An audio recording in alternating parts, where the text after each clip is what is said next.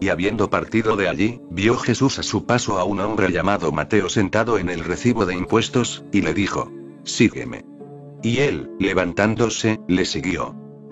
Y he aquí que, estando Jesús a la mesa en la casa, muchos publicanos y pecadores vinieron y se sentaron a la mesa con él y sus discípulos. Y cuando los fariseos vieron esto, les dijeron a sus discípulos: «¿Cómo es que vuestro maestro come con publicanos y pecadores?».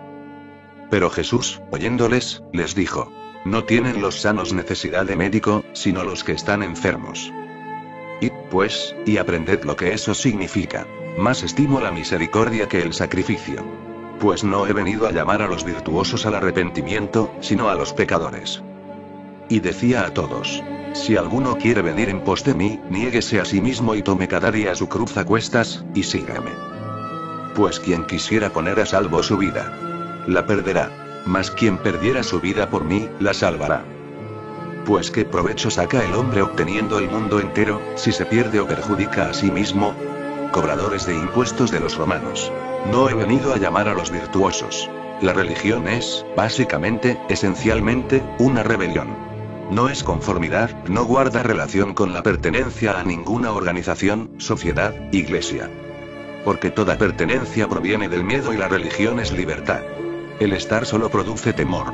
A uno le gusta pertenecer a una nación, a una iglesia, a una sociedad, porque cuando perteneces a una multitud te olvidas de tu soledad. Esta no desaparece, pero te olvidas de ella. Te engañas a ti mismo, creas un sueño a tu alrededor, como si no estuvieras solo. Permaneces solo de todas maneras. Esto es solo un intoxicante. La religión no es un intoxicante. No te da inconsciencia, te da consciencia. Y la consciencia es rebelde. Cuando llegas a estar consciente, no puedes pertenecer a ninguna sociedad, a ninguna nación, a ninguna iglesia, porque cuando te vuelves consciente, también te das cuenta de la austera belleza de la soledad. Percibes por primera vez la música que está continuamente ocurriendo dentro de tu alma, pero nunca te habías permitido el estar solo para oírla, estar en consonancia con ella, estar unido a ella. La religión no es conformidad, porque toda conformidad es mecánica. Haces ciertas cosas porque se supone que las hagas. Las haces porque tienes que vivir con la gente y tienes que seguir sus reglas. Las haces porque has sido condicionado a hacerlas. Vas a la iglesia, vas al templo, rezas, sigues ciertos rituales, pero todo eso está vacío. A menos que tu corazón esté en ello, todo es muerto y mecánico. Puede que hagas todo tal como está prescrito, sin ningún error, puede ser perfecto, pero aún así estará muerto. He oído que el presidente Kennedy tenía que firmar tantas cartas, autógrafos y retratos personales que inventaron un pequeño mecanismo para él. La máquina firmaba por él, y la firma era tan perfecta que ningún experto era capaz de distinguir la mecánica de la verdadera, ni siquiera el mismo presidente Kennedy era capaz de distinguir la falsa de la verdadera. Malcolm Muggeridge afirma que cuando Kennedy fue asesinado, olvidaron desconectar la máquina, y esta siguió funcionando. El presidente siguió firmando cartas personalizadas aún después de muerto. Un mecanismo es un mecanismo. Te conviertes en un cristiano. Te transformas entonces en un mecanismo. Te comportas como si realmente amaras a Cristo, pero ese como si debe recordarse. Te haces budista. Te comportas como si siguieras a Buda, pero no debieras olvidar ese como si. Tu firma puede ser perfecta, pero surge de un mecanismo muerto. La religión no es conformidad. La conformidad ocurre entre el individuo y el pasado, y la religión es algo entre el individuo y el presente. La poesía es algo entre el individuo y el futuro. La conformidad significa conformarte con aquellos que ya no son, los muertos, conformarte con Moisés, con Mahavir. Conformarte ahora con Jesús es una cosa muerta. Te estás conformando con el pasado. Si te relacionas con el presente, es totalmente diferente. Te revoluciona. Te hace renacer. La conformidad es algo que ocurre entre el individuo y la sociedad. La religión es algo que sucede entre el individuo y la existencia misma. La sociedad es nuestra creación. Dios creó a Adán, no a la humanidad. Dios creó a Eva, no a la humanidad. Dios crea individuos. La humanidad es nuestra invención. Pero la ficción puede apoderarse de ti. Puedes olvidar lo real y aferrarte a la ficción. Conozco personas que quieren amar a la humanidad, y no pueden amar a otro ser humano. ¿Dónde está la humanidad, y cómo vas a amar a la humanidad? Solo puedes hacer gestos vacíos en el aire. La humanidad no está en ninguna parte. Donde sea que te la cruces, te cruzarás con seres humanos reales y concretos. La humanidad es una abstracción, una mera palabra. No tiene realidad en sí, una pompa de jabón, nada más. Solo puedes cruzarte con seres humanos reales. Amar a un ser humano real es muy difícil, pero amar a la humanidad es muy fácil. Es casi igual que no amar a nadie. Amar a la humanidad es igual, equivalente, a no amar a nadie. Entonces no hay problema, no hay dificultad alguna. La religión es algo que sucede entre la existencia concreta y tú. No tiene nada que ver con ficciones. Y la religión no es tradición. La tradición pertenece al tiempo, la religión pertenece a la eternidad. Para incursionar en la religión, tienes que moverte en el ahora eterno. La religión no tiene historia. En esto, Occidente tiene que aprender algo del Oriente. En Oriente, nunca nos hemos preocupado por la historia. La razón es simple. Toda la historia se refiere al tiempo. Lo que sucede en el tiempo es registrado en la historia. La historia es un libro muerto. Nunca nos hemos interesado por la historia, porque la religión pertenece a la eternidad. No puedes registrarla como un acontecimiento, es un proceso eterno. Solo puedes registrar su hecho esencial, su verdad esencial. No las ondulaciones que ocurren en el río del tiempo. Por eso, si vas a un templo Jaina y ves los 24 Tirthankaras, estarás confundido, no sabrás quién es quién. Todos se parecen. No le encontrarás ningún sentido por qué los 24 Tirthankaras de los Janas se parecen. No pueden parecerse, existieron en diferentes épocas, eran diferentes individuos, pero no nos hemos preocupado acerca de los acontecimientos que ocurrieron en el tiempo. El cuerpo es un acontecimiento en el tiempo. La diferencia entre los cuerpos es historia pasada, pero el ser más interno, que está en la eternidad, es el mismo dentro de mí, dentro de ti, dentro de todo el mundo. La forma difiere, pero el centro más interno es el mismo. Aquellos 24 Tirthankaras de los templos Jainas dicen algo acerca del ser más interno.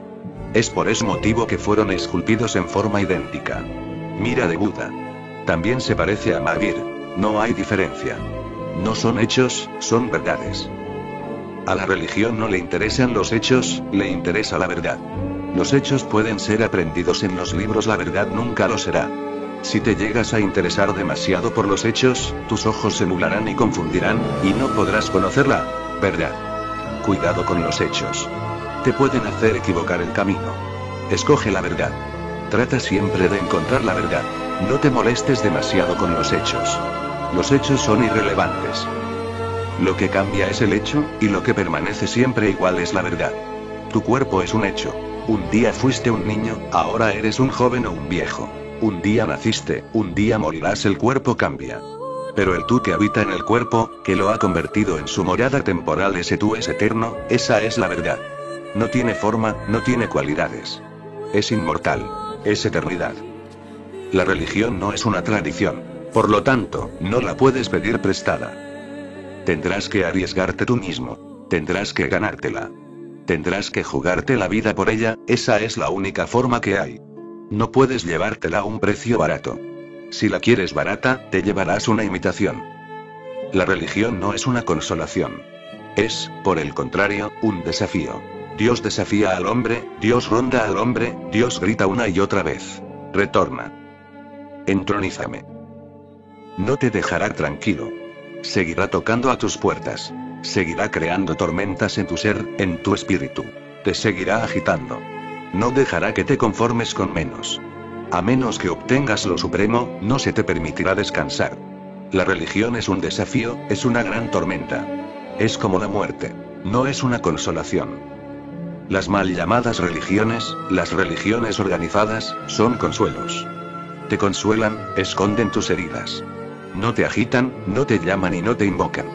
No te piden que seas aventurero, no te piden que seas atrevido, no te atraen hacia una vida peligrosa. Son como lubricantes.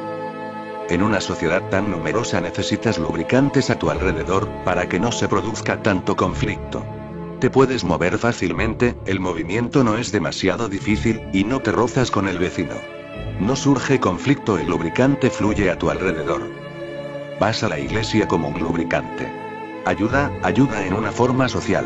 Es una formalidad. Si satisfaces esa formalidad, te vuelves respetable. Es como hacerse miembro del Rotary Club, es respetable, ayuda. Te haces miembro de una iglesia y eso también ayuda. Te haces miembro de una religión y eso también ayuda. La gente piensa que eres religioso. Cuando la gente cree que eres religioso, puedes engañarles más fácilmente.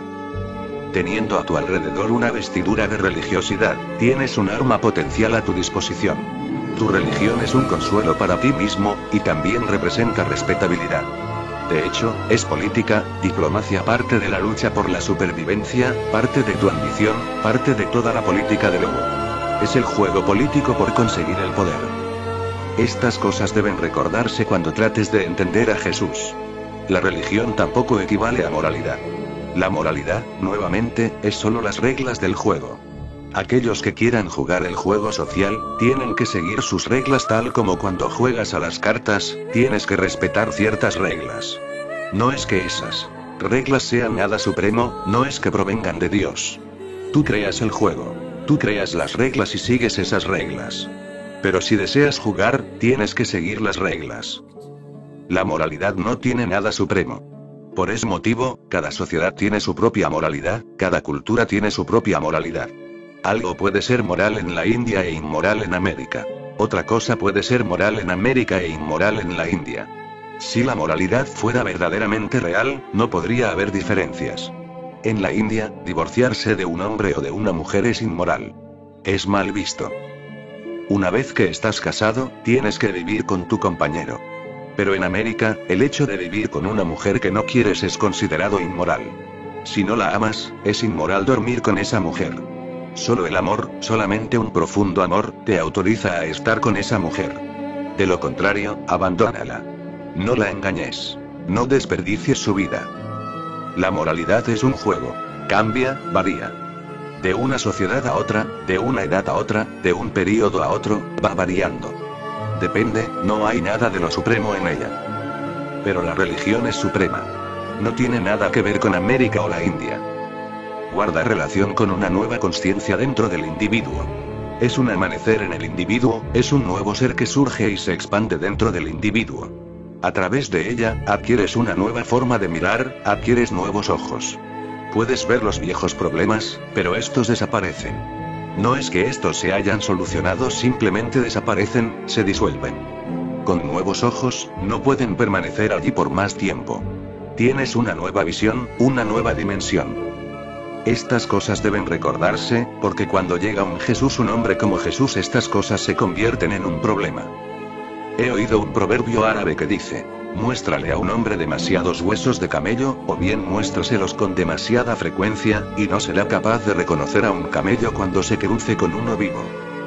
Muéstrale a un hombre huesos de camello demasiadas veces, o bien con demasiada frecuencia, y dice el proverbio árabe, ese hombre no será capaz de reconocer a un camello cuando se cruce con uno vivo.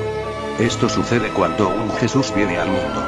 ¿Has visto a tantos falsos sacerdotes? ¿Has visto a tantos predicadores estilo abracadabra? ¿Has visto a tantos eruditos que no saben nada pero crean mucho jaleo que cuando un Jesús llega, no puedes reconocerle?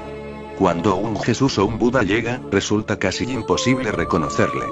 Para la mayoría, es casi imposible. Solo unos seres especiales que tienen algún potencial o que están un poco alertas, solo ellos pueden tener algunos vislumbres. Reconocer a un Jesús es un gran logro, porque eso quiere decir que tienes una cierta conciencia que puede relacionarse con Jesús. Tienes cierta cualidad que puede relacionarse con Jesús. Tú ya estás en vías de transformarte en un Jesús. Solo puedes reconocer lo que ya tienes dentro de ti abierto, floreciente. Puede que solo sea un capullo, pero puedes reconocer, al menos vagamente. Tus ojos no están completamente cerrados. Hay sacerdotes que son unos hipócritas. Para ellos, la religión es un oficio. Es un medio de subsistencia, no su vida. Para Jesús, la religión es la vida. Para los rabinos, los sacerdotes, es un medio de subsistencia. También están los eruditos, que hablan y hablan de nada y es tanto lo que pueden hablar, hablan en forma tan clara, que nunca te será posible darte cuenta de que, en el fondo, están vacíos. He oído acerca de un concurso internacional. Un concurso fue preparado, y se enviaron invitaciones a muchos países a participar con un ensayo. El tema de la competencia era el elefante. El inglés se dirigió de inmediato a Sudáfrica con cámaras y un grupo de seguidores, e investigó todo el asunto. Volvió al cabo de 6 meses y escribió un libro, una impresión de buena calidad, ilustrada. El título del libro fue La caza del elefante en Sudáfrica. El francés nunca fue a ninguna parte. Simplemente acudió todos los días a visitar la jaula del elefante en el zoológico de París. Después de 2 o 3 semanas, empezó a escribir un libro en una edición muy descuidada, ni siquiera de cubierta dura. Solo un libro de bolsillo. El título del libro fue La vida amorosa del elefante. El indio que fue elegido por el gobierno de la India nunca había visto a un elefante, porque siempre había vivido en los Himalayas. Era un gran yogi, poeta y erudito en sánscrito. Ni siquiera fue nunca al zoológico. Escribió un gran libro, un gran tratado. El título fue El divino elefante. Estaba escrito en forma de poesía, y citaba grandes libros en sánscrito, desde los Vedas a Sri Aurobindo. Cualquiera que leyese el libro tenía la impresión de que este hombre nunca había visto un elefante. Era un poeta. Puede que hubiera visto uno en sus sueños. Habló del elefante que había visto la madre de Buda antes de que él fuera concebido, mitología, un elefante blanco. Y finalmente, los alemanes designaron 6 profesores de filosofía para escribir el libro. Viajaron por todo el mundo, a todos los museos y bibliotecas, a estudiar todo lo que se había escrito acerca del elefante.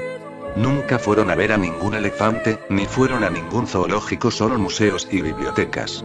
Buscaron por todas partes. Les tomó casi 6 años, y luego escribieron un libro, 12 volúmenes, casi una enciclopedia británica.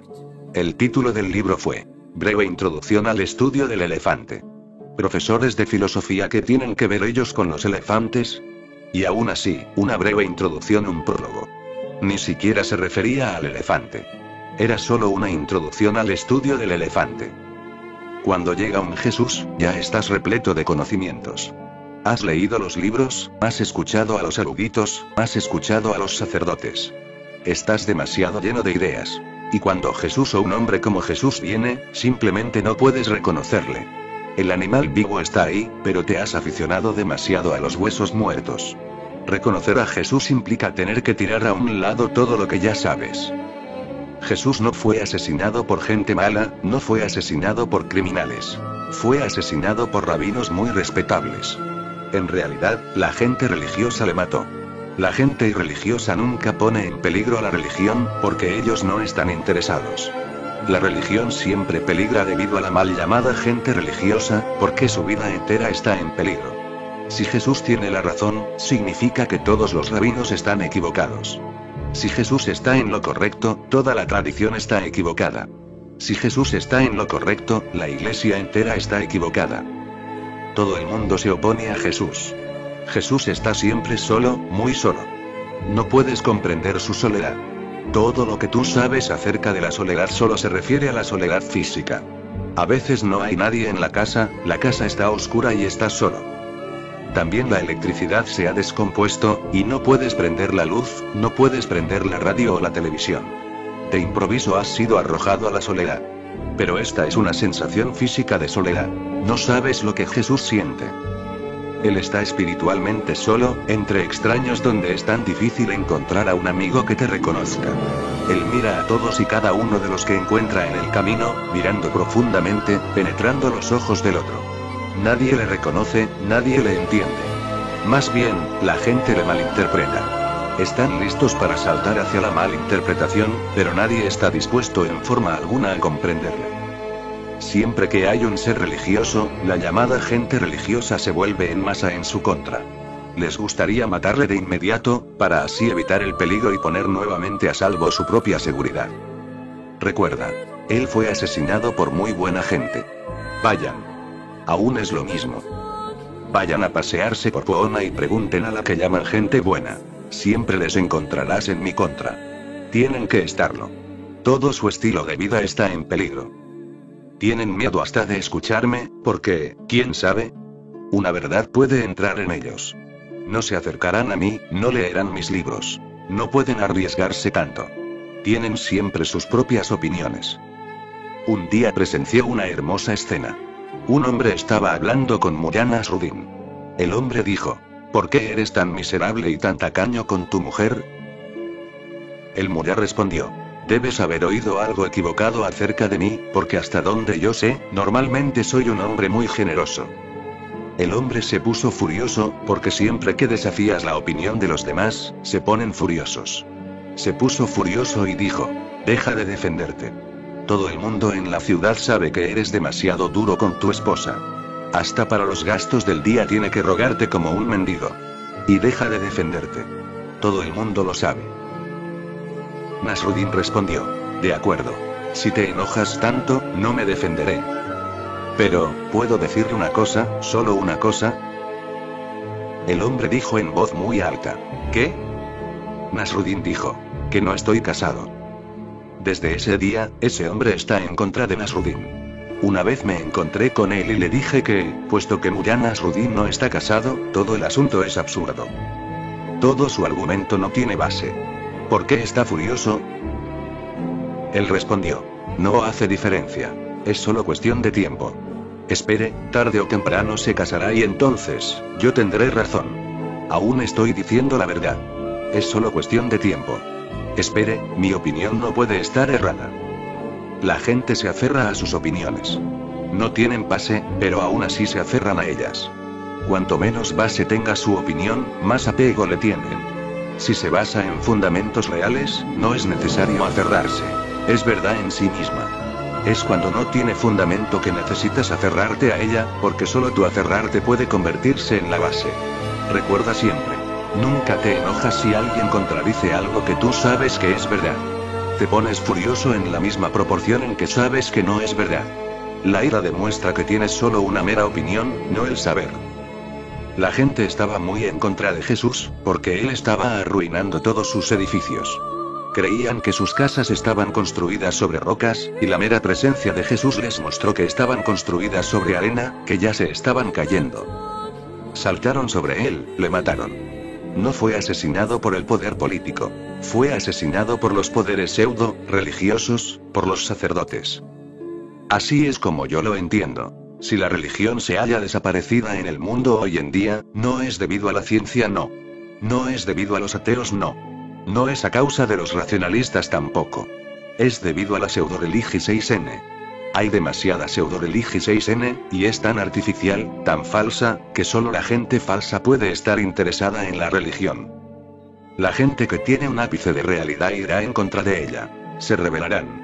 La gente auténtica siempre ha sido rebelde, porque la realidad quiere defender su ser, expresar su libertad. La gente auténtica no se transforma en esclava. Recuerda esto, y luego entraremos en los sutras. Y habiendo partido de allí, vio Jesús a su paso a un hombre llamado Mateo sentado en el recibo de impuestos, y le dijo: sígueme. Y él, levantándose, le siguió. Todo el asunto parece un poco irreal. Es mucho lo que el mundo ha cambiado. Parece teatro más que vida real. Jesús llega y le dice a un hombre que está sentado en el recibo de impuestos, trabajando allí, quizá un escribiente o algo así. Simplemente le mira y le dice: sígueme. Y él, levantándose, le siguió. Parece teatro, no realidad, pues la realidad que conocemos hoy es absolutamente diferente.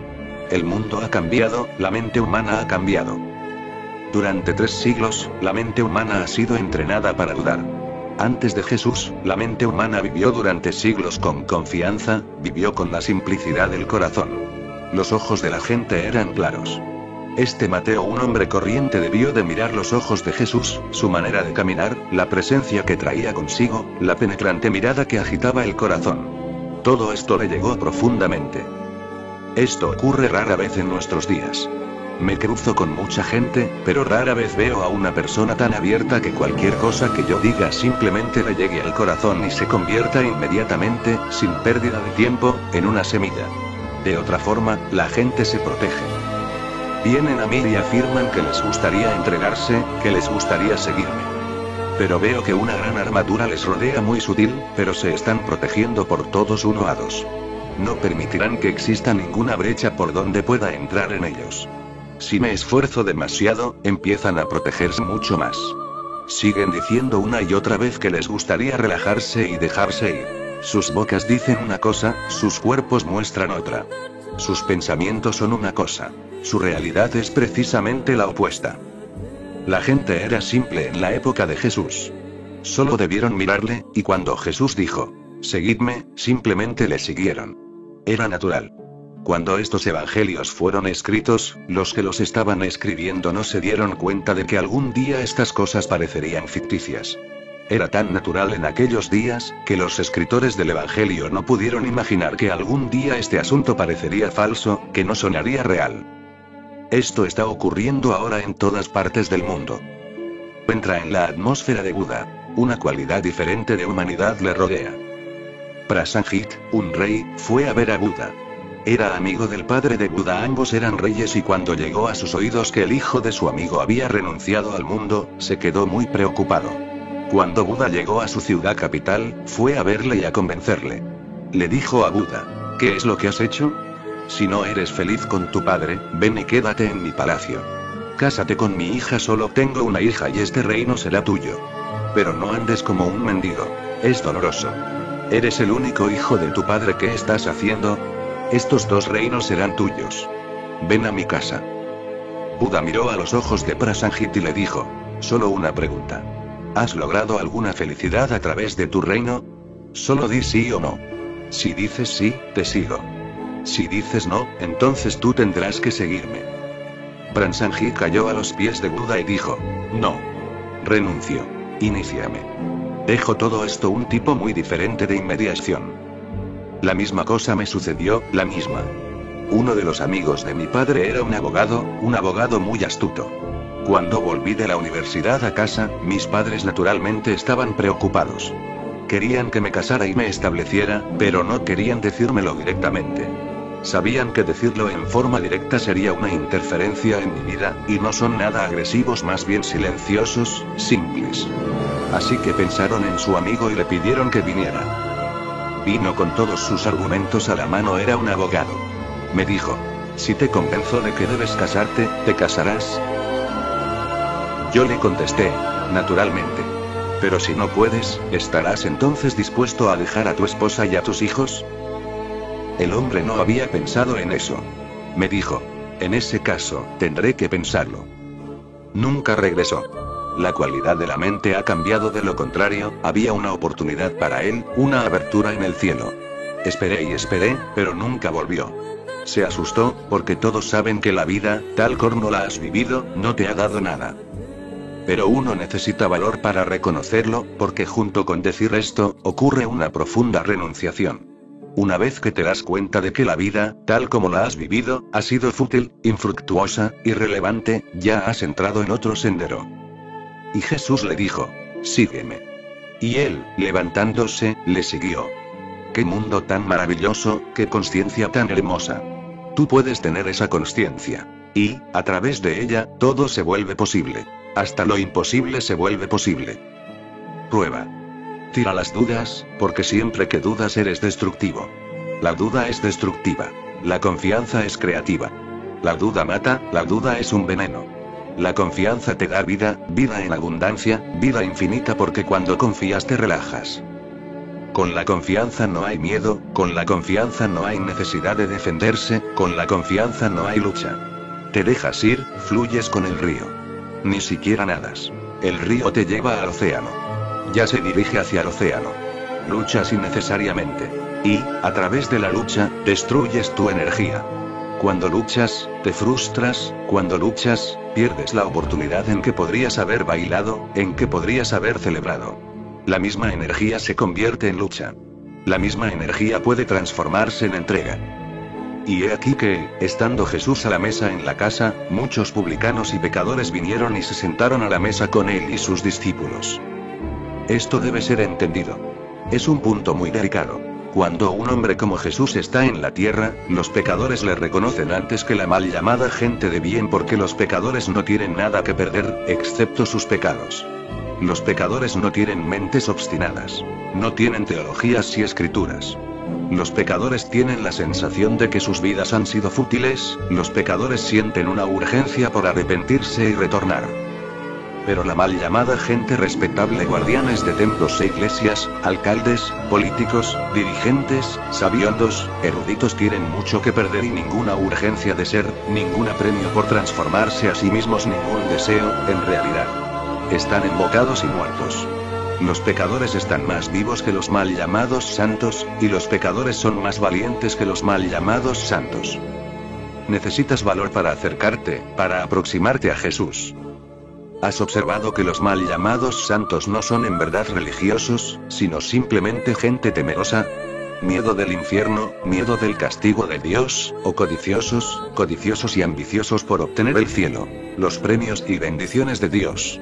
Pero no son realmente religiosos. Cuando eres de verdad religioso, no te interesa el cielo y el infierno, no te molestas por nada. En este mismo instante estás tan totalmente sumergido en el paraíso, que ¿a quién le importa el paraíso que vendrá después de la muerte? Los pecadores tienen más valor, se arriesgan. Y he aquí que, muchos publicanos y pecadores vinieron y se sentaron a la mesa con él y sus discípulos.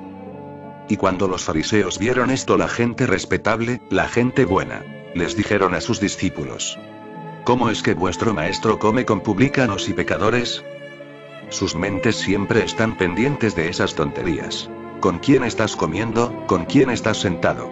No miran directamente a Jesús. Están más interesados en los que están sentados con él. Está sentado con pecadores. Ese es el problema que tienen en este momento. Jesús no les produce absolutamente nada, pero los pecadores les producen ansiedad. ¿Cómo pueden llegar y sentarse con este maestro? Los pecadores están ahí. Los condenados para los cuales ellos han inventado el infierno están ahí sentados. Tus mal llamados santos no permitirán a esos pecadores estar tan cerca nunca. No les gustaría en absoluto estar en su compañía. ¿Por qué? ¿Por qué tus santos temen tanto a los pecadores? Temen su propio miedo interior, temen que al estar con pecadores, la posibilidad de que los pecadores les conviertan a ellos sea más probable que la de que ellos conviertan a los pecadores. Tienen miedo. Tienen miedo de los pecadores que tienen en su interior. De ahí surge el miedo al pecador allí afuera. Recuerda siempre que cualquier cosa que digas, a fin de cuentas se refiere a ti, a nada más. Si temes ir a un sitio donde se reúnen borrachos, eso simplemente muestra que tienes cierta tendencia hacia el alcohol, hacia los intoxicantes, y que tienes miedo. De lo contrario, ¿por qué temer? Puedes estar tranquilo allí. Nadie te puede corromper, excepto tú mismo. Les dijeron a sus discípulos: esto también debe recordarse. No se lo dijeron a él. Conozco a esos fariseos que andan por ahí. Te lo dirán a ti, no vendrán a decírmelo a mí. Se lo dicen a los discípulos porque incluso acercarse a Jesús a decírselo es peligroso. Él puede hipnotizarte, es arriesgado, habla solo con los discípulos. Y es gente tan impotente la que ha llegado a ser importante. Poseen todos los puestos clave en el mundo, poseen todo el poder y son absolutamente impotentes.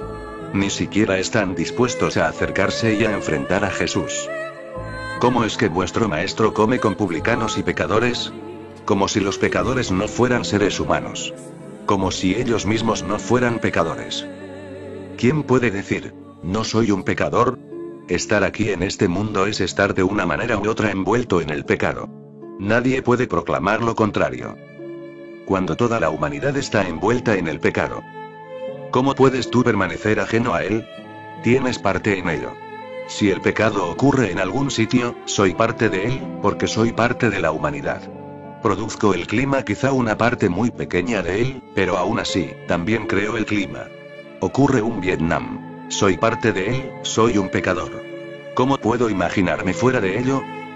Todo lo que cualquier ser humano esté haciendo en algún sitio, él es parte de mí y yo soy parte de él. Unos formamos parte de los otros. Un verdadero santo siempre se siente humilde, porque sabe que también es un pecador. Solo un santo falso se siente orgulloso y piensa que está por encima. Nadie está por encima. Si existe un Dios, Él también debe ser parte de tu pecado. Y Él lo sabe, porque Él está involucrado contigo. Él late en tu corazón, respira en ti. Y si cometes un pecado, Él es parte de él. Solo los mal llamados santos, los falsos, los de mentira, pueden pensar lo contrario y sentirse orgullosos. Pero Jesús, oyéndoles, les dijo: no tienen los sanos necesidad de médico, sino los que están enfermos. Él simplemente dijo: Son aquellos que están enfermos los que necesitan al médico. Yo soy el médico. Por lo tanto, los enfermos se han acercado a mí. Este debería ser el indicador. Alrededor de un santo se reunirán los pecadores. Este debería ser el criterio. Si ves a un santo rodeado solo de gente respetable, querrá decir que no es un santo en absoluto. El médico es falso, porque cuando un gran médico viene al mundo, los enfermos siempre corren hacia él. Siempre se aglomeran a su alrededor, porque ahí se encuentra su necesidad. Quieren sanar y curarse, y el médico ha llegado. No tienen los sanos necesidad de médico, sino los que están enfermos. Pero lo contrario no es cierto, recuérdalo. Un pecador necesita a un santo, pero si piensas que tú no necesitas a ese santo, no significa que no seas un pecador. Un hombre enfermo busca a un médico y no es necesario que lo busque un hombre sano. Pero si tú no lo buscas, no te engañes creyendo que estás sano. Recuerda que lo contrario no es cierto.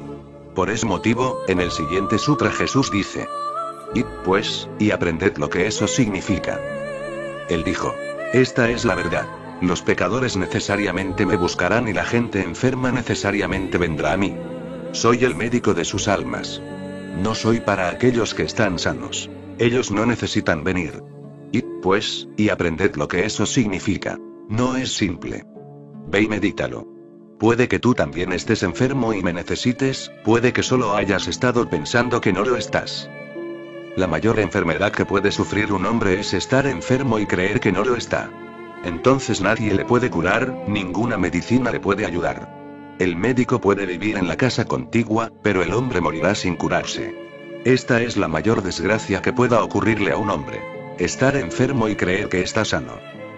Id, pues, y aprended lo que eso significa. Más estimo la misericordia que el sacrificio.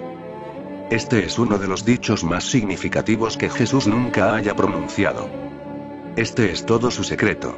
Más estimo la misericordia que el sacrificio. Mahavir no es tan misericordioso, ni Mahoma, ni siquiera el compasivo Buda es tan misericordioso como Jesús, porque todos ellos dicen que tendrás que sacrificarte, tendrás que cambiar de forma de actuar y tendrás que dar cuenta de tus karmas pasados. En la India hemos hablado de compasión durante mucho tiempo, pero hemos hablado continuamente acerca del karma. Uno debe arreglar cuentas, y todas las malas acciones que hayas hecho tendrás que contrarrestarlas con buenas acciones. Tendrás que llegar a un equilibrio. Solo entonces puedes saldar cuentas. A esto se refiere Jesús con sacrificio. Él dice: más estimo la misericordia. Esta es su llave secreta. ¿Qué quiere decir cuando dice: más estimo la misericordia? Quiere decir que te será casi imposible anular todos los malos karmas que has cometido, porque la totalidad es inmensa, gigantesca. Durante millones de vidas has estado haciendo cosas, y todo lo que has hecho ha sido malo. Tiene que serlo, porque has estado inconsciente. ¿Cómo puedes hacer algo bueno estando inconsciente? Has hecho millones de cosas, pero todas malas. Mientras uno está dormido no puede hacer nada bueno. La virtud es imposible en la inconsciencia. Solo el pecado es posible. La inconsciencia es la fuente del pecado. Has cometido tantos pecados que la tarea parece casi imposible. ¿Cómo saldrás de esto? El esfuerzo mismo no parece probable, el esfuerzo mismo parece inútil. Jesús dice: la misericordia lo hará. Solo entrégate a mí. Jesús dice: y yo tendré misericordia. ¿Qué es lo que quiere decir? Simplemente quiere decir que, si puedes confiar en mí y confías en que has sido perdonado, eres perdonado porque has cometido todos esos karmas mientras estabas en un sueño inconsciente. No eres responsable de ellos. Este es el mensaje clave de Jesús. Que el hombre no es responsable, a menos que esté alerta. Es igual que si un niño cometiese un pecado. Ningún tribunal castigará al niño, porque dirán que el niño no sabe, que lo ha hecho en forma inconsciente. No tenía intención de hacerlo. Simplemente ha ocurrido. Él no es responsable. O bien, un loco que comete un crimen, que asesina a alguien. Una vez que se ha probado que el hombre está loco, el tribunal tiene que perdonarle, porque un loco no es responsable. O un borracho que ha hecho algo, y se prueba que estaba bebido, absolutamente borracho. A lo más, puedes castigarle por beber. No puedes castigarle por su acto. Jesús dice: he venido. Tendré misericordia. No quiere decir que dependa de Jesús el perdonarte, recuérdalo. Esa ha sido una equivocación. Los cristianos han creído que, puesto que Jesús es el único Hijo engendrado por Dios y que Él es misericordioso, no hay necesidad de hacer nada. Solo rezarle, confesar tus pecados. Él es misericordioso, te perdonará. De hecho, Jesús es solo un pretexto. Él dice: si llegas a estar alerta, y llegas a darte cuenta de que todo lo que has hecho hasta ahora, lo has hecho en inconsciencia, esta sola consciencia de que eras inconsciente, la sola comprensión, perdona, se convierte en perdón. No es que Jesús esté haciendo nada. Es tal como cuando te prometo que si te entregas a mí, te transformaré. No hay promesa y yo no voy a hacer nada. Te entregas, eso es todo y la transformación ocurre. Pero será difícil para ti entregarte si no hay nadie a quien entregarse. Entonces dirías: ¿a quién me entrego? Será casi imposible, absurdo. Solo entregarse, sin tener a nadie a quien entregarse. Te sentirás ridículo. ¿Qué estás haciendo? Se necesita a alguien a quien entregarse. Ese alguien es solo una excusa para la entrega. Cuando digo: te prometo que te transformaré, no quiero decir que vaya a hacer nada, porque nadie puede transformarte. Pero si te entregas, en el mismo esfuerzo, cuando te entregas, el ego se entrega y surge la transformación porque el ego es la única barrera. Es debido al ego que no cambias. Es debido al ego que tu corazón está cargado de rocas y no late bien. Una vez que quitas la roca, has desarrollado tal adicción a esa roca que dices: a menos que encuentre unos pies de loto dorado, no voy a entregar esta roca. Por lo tanto, digo: de acuerdo, deja que mis pies sean la excusa. Te has vuelto tan adicto a la roca que crees que a menos que encuentres unos pies de loto, unos pies dorados, a menos que halles a un dios, no te vas a entregar, porque la roca es muy valiosa. Es debido a tu necedad que tengo que jugar el rol de Dios. Así que digo: de acuerdo, yo seré un dios. Pero por favor, entrega tu roca, para que tu corazón comience a latir bien, para que empieces a sentir, a amar, a ser. Cuando Jesús dice: más estimo la misericordia, está diciendo lo mismo. Está diciendo: estoy aquí para perdonarte. Tú solo entrégate. Ven y sígueme, y más estimo la misericordia que el sacrificio. Pues no he venido a llamar a los virtuosos al arrepentimiento, sino a los pecadores. Esto es tremendamente hermoso. Cada vez que sucede un Jesús, un Buda o un Krishna, es a esto que vienen. Pues no he venido a llamar a los virtuosos.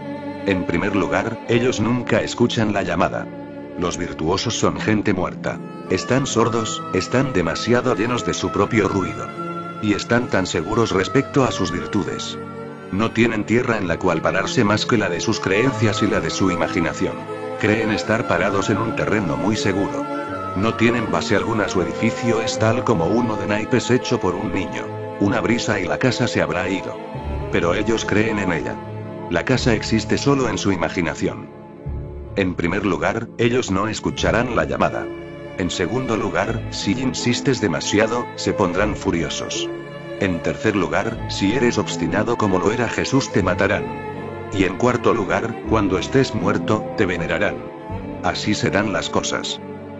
Pues no he venido a llamar a los virtuosos al arrepentimiento, sino a los pecadores. De hecho, darte cuenta de que eres un pecador es ya una transformación.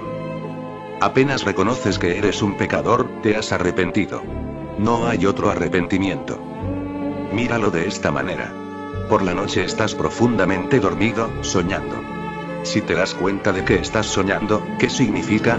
Significa que ya no estás durmiendo. Una vez que te das cuenta de que estás soñando, estás despierto. Una vez que te das cuenta de que estás dormido, ya no lo estás terminado. El sueño ya te ha abandonado. Para seguir siendo un pecador, necesitas creer que no eres un pecador, sino que un hombre virtuoso. Para esconder el pecado, necesitas la seguridad de que eres virtuoso, no un pecador. A veces la gente que se llama a sí misma virtuosa piensa que, aunque pequen algunas veces, es solo para proteger su virtud, para proteger su rectitud. Sucedió. India y Pakistán estaban en guerra, y todo el mundo estaba en ánimo guerrero. Hasta los santos Jains estaban en ánimo de guerra. Por lo menos ellos no deberían haberlo estado, han predicado la no violencia durante siglos. Pero me encontré con la noticia de que Acharya Tulsi, uno de los más grandes Munis Jains, había dado sus bendiciones a la guerra. ¿Qué fue lo que él dijo? Dijo que era para proteger al país de la no violencia. Si hay que usar la violencia, hay que usarla, para proteger al país de Buda, Mahavir, Gandhi. ¿Te das cuenta del truco? La no violencia tiene que ser protegida por medio de la violencia. Uno tiene que ir a la guerra para que reine la paz. Tengo que matarte porque te quiero. Lo estoy haciendo por tu bien. Un hombre que cree que es un pecador ya se ha entregado. Se da cuenta. Soy un pecador y no he hecho otra cosa que pecar y pecar. No es que a veces haya cometido un pecado. Más bien, lo contrario. Soy un pecador. No es cuestión de actos. Es una continuidad de inconsciencia. Soy un pecador, y no importa si he hecho algo malo o no. A veces no hago nada malo, pero aún así soy un pecador. Ser un pecador es una cualidad de la inconsciencia. No guarda relación con los actos. Puede que no hayas hecho nada malo durante 24 horas, puede que te hayas quedado en casa, ayunando, sentado en silencio, meditando. No has hecho nada malo, pero aún así, sigues siendo un pecador. Si estás inconsciente, eres un pecador. El que seas un pecador no es consecuencia de los pecados que has cometido. El ser un pecador es simplemente el estado de inconsciencia. No es porque cometas pecados que eres un pecador. Cometes pecados porque eres un pecador. Es una continuidad de inconsciencia, un continuo, sin intervalo alguno. Una vez que te das cuenta de esto, el mismo darte cuenta es un despertar. La mañana ha llegado, ha llamado a tu puerta. Has despertado. La consciencia aún es muy frágil, muy delicada. Puedes adormecerte otra vez, sí, existe la posibilidad, pero aún así, estás consciente. Puedes utilizar este momento y salir de la cama. Pues no he venido a llamar a los virtuosos, al arrepentimiento, sino a los pecadores. Y decía a todos: si alguno quiere venir en pos de mí, niéguese a sí mismo y tome cada día su cruz a cuestas, y sígame. Si alguno quiere venir en pos de mí. Si has decidido venir en pos de mí, entonces esto es lo que tienes que hacer. Esta es la disciplina, la única disciplina que Jesús jamás dijo: niéguese a sí mismo. Cuando llegas ante un hombre como Jesús, tienes que tirar tus propias ideas y tu ego. Tienes que abandonar totalmente tus propias decisiones, porque solamente si tiras tus ideas, tus decisiones, tu ego, puede Jesús penetrar dentro de ti. Al poco tiempo, no necesitarás a Jesús. Una vez que has tirado tu ego, las cosas empezarán a pasarte por sí solas, pero como primer paso, niéguese a sí mismo. Mira, puedes venir a mí y entregarte. Pero es posible que esa entrega sea tu idea. Entonces deja de ser una entrega. La entrega es entrega cuando es idea mía, no tuya. Entonces no es entrega, estás siguiendo tu propia idea. Sucede todos los días. Alguien llega y le pregunto: ¿te gustaría iniciarte en Sannyas? Él me contesta: espera, tengo que pensarlo. Yo le digo: si lo piensas, entonces será tu Sannyas, no el mío. Entonces lo piensas y llegas a una conclusión, pero es tu ego el que piensa y llega a una conclusión. Y luego te haces sannyasin, pero has perdido la oportunidad. Cuando te lo pregunté, la oportunidad estaba ahí para dar el salto. Si hubieras saltado sin pensarlo, hubiera sido un arrepentimiento, un vuelco, una conversión. Si piensas que está bien, pero simplemente que está bien y nada más, entonces has entrado, pero es tu idea la que estás siguiendo. No hay entrega en ello. Niégate a ti mismo. Y la segunda cosa: y tome cada día su cruz a cuestas. Una vida con Jesús es una vida momento a momento. No es un planeamiento del futuro. No hay plan. Es algo espontáneo. Uno tiene que vivir momento a momento y tomar cada día su cruz a cuestas. ¿Y por qué una cruz? Porque entregarse equivale a morir. ¿Y por qué una cruz? Porque entregarse es dolor. ¿Por qué una cruz? Porque entregarse es sufrimiento. Todo tu ego sufrirá y arderá. Tus ideas, tu pasado, tu personalidad, estarán ardiendo continuamente. De ahí la cruz. La cruz es un símbolo de muerte y hasta que mueras, nada es posible. Antes de que mueras, la resurrección no será posible. Niéguese a sí mismo, y tome cada día su cruz a cuestas. Esto tiene que hacerse cada mañana, diariamente. No puedes pensar que, sí, me he entregado una vez. Ya se acabó. No es tan fácil. Tendrás que entregarte 1.000.000 de veces. Tendrás que entregarte a cada momento, porque la mente es muy astuta. Tratará de recuperarte. Si piensas que te has entregado una vez y que con ello has liquidado el asunto, la mente te envolverá de nuevo. Tiene que hacerse a cada momento hasta que estés totalmente muerto y una nueva entidad haya surgido, hasta que un nuevo hombre haya nacido en tu interior, hasta que no tengas continuidad con el pasado. Cuando haya ocurrido una ruptura. Lo sabrás, porque no te reconocerás a ti mismo. ¿Quién eres? No te será posible ver en qué forma estabas conectado con el pasado. Reconocerás solo una cosa, que ha surgido un repentino intervalo. La línea se ha roto, el pasado ha desaparecido, y algo nuevo que no tiene nada que ver con el pasado, que no está conectado con él en absoluto ha entrado en ti. El hombre religioso no es un hombre modificado, el hombre religioso no es un hombre con un nuevo decorado. El hombre religioso no guarda ninguna relación con el pasado. Es absolutamente nuevo. Pues quien quisiera poner a salvo su vida, la perderá. No te aferres al ego. Pues quien quisiera poner a salvo su vida, la perderá. Mas quien perdiera su vida por mí, la salvará. Piérdela y la tendrás. Aférrate a ella y la perderás. Parece paradójico, pero es una simple verdad. La semilla muere en la tierra, y se transforma en un gran árbol. Pero la semilla puede aferrarse a su propio ser, protegerse y defenderse a sí misma, porque para la semilla lo que viene aparece como la muerte. A la semilla nunca le será posible ver la planta. Por lo tanto, es una muerte. Nunca podrás ver al hombre del que estoy hablando. Por lo tanto, es una muerte perfecta. Ni siquiera te puedes imaginar a ese hombre, porque si te lo imaginas, este será un continuo de lo que eres ahora. No puedes tener esperanzas respecto a ese hombre, porque si son tus esperanzas, entonces tus esperanzas serán el puente. No, estás en total oscuridad respecto a ese nuevo hombre. Por eso, la confianza es necesaria. No puedo probártelo, no puedo discutir respecto a eso, porque mientras más discuta acerca de eso y trate de probarlo, más imposible te resultará. Si llegas a estar convencido, la barrera será perfecta, porque tu convicción será tu convicción y lo nuevo llegará solamente cuando tú te hayas ido totalmente. Todas tus convicciones, ideologías, argumentos, pruebas, se han ido en liquidación y solo se ha quedado la ausencia. Y en esa ausencia, los cielos se abren y el Espíritu de Dios desciende como una paloma y se posa sobre ti. Mas quien perdiera su vida por mí, la salvará. ¿Por qué Jesús insiste en por mí? Mira bien el problema. Si vas a morir completamente y un nuevo hombre va a surgir solo cuando tú ya no estés, ¿quién será el puente entre lo que eres ahora y lo que vendrá? ¿Quién será el puente? Tú no puedes ser el puente. De lo contrario, el nuevo no será nuevo. Será solo una modificación de lo viejo. El maestro se transforma en el puente. Él dice: muere silenciosamente. Estoy aquí para cuidar de ti. Entra en la muerte. Me ocuparé de que lo nuevo pueda surgir. No te preocupes, relájate, por mí. Es por ese motivo que la religión nunca se convertirá en filosofía, nunca se transformará en una teología. Nunca estará basada en argumentos. No puede estarlo. Su misma naturaleza lo prohíbe. Seguirá siendo una confianza. Si confías en mí, puedes morir fácilmente, sin miedo. Sabes que estoy ahí. Me amas y sabes que te amo. Por lo tanto, ¿de qué tener miedo? Sucedió una vez. Un joven, recién casado, estaba pasando su luna de miel. Era un samurái, un guerrero japonés. Se dirigían hacia una isla en un bote, cuando de repente vino una tormenta. El bote era pequeño y la tormenta tremendamente violenta, así que era muy probable que se ahogaran. La esposa se asustó muchísimo. Empezó a temblar. Miró al samurái, su marido, pero este estaba sentado en silencio. Era como si nada estuviera pasando. Y estaban al borde de la muerte. En cualquier momento el barco se hundiría.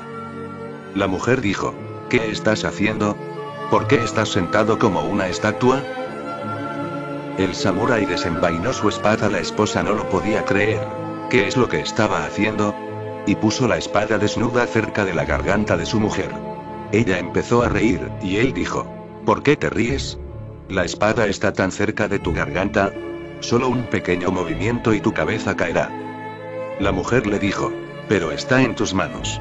Por lo tanto, no hay problema. La espada es peligrosa, pero está en tus manos.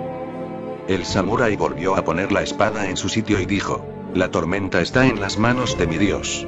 La tormenta es peligrosa, pero está en manos de alguien que amo y que me ama.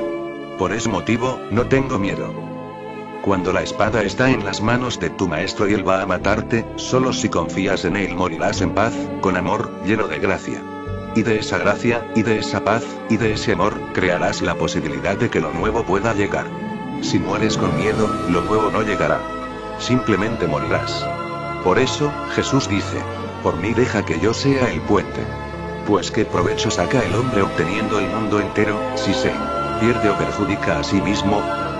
Y recuerda, puedes adueñarte del mundo entero y perderte a ti mismo, tal como la gente lo está haciendo en todo el mundo, a través de los tiempos. Obteniendo el mundo y perdiéndose a sí mismos. Entonces, un día, repentinamente descubren que todo lo que han ganado no es suyo. Vienen con las manos vacías. Con las manos vacías se van. Nada les pertenece. Entonces la angustia se posesiona de ellos. Pues qué provecho saca el hombre obteniendo el mundo entero, si se pierde o perjudica a sí mismo. La única manera de ser realmente inteligente en el mundo es ganarse primero a sí mismo. Aunque vayas a perder el mundo entero, vale la pena.